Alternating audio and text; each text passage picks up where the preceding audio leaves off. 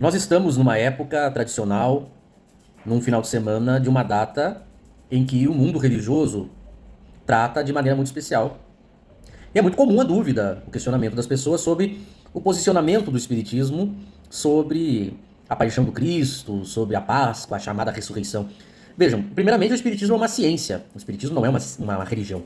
Então, aquilo que a pesquisa científica e os fenômenos espíritas não mostraram, evidentemente que o Espiritismo não opina.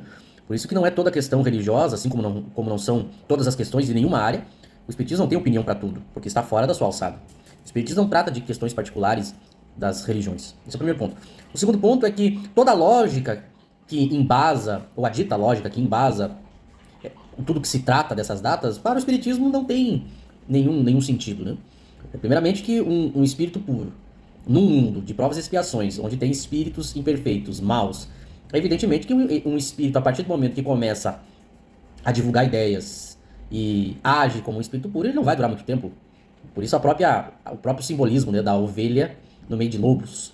Então, naturalmente, a violência é algo típico do nosso mundo. Então, qualquer pessoa que enfrente interesses numa sociedade bruta vai sofrer violência e até mesmo ser assassinado. É o caso do Cristo. E ele, como outros missionários, como Sócrates, por exemplo, ninguém imagina ele brigando, lutando ou fugindo. Então, evidentemente, isso é uma consequência natural desses espíritos num meio tão infeliz como o nosso, né?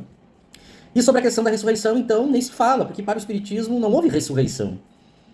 Cristo morreu, o corpo do Cristo morreu, mas a reaparição dele foi em estado de espírito. Kardec trata isso na Gênesis.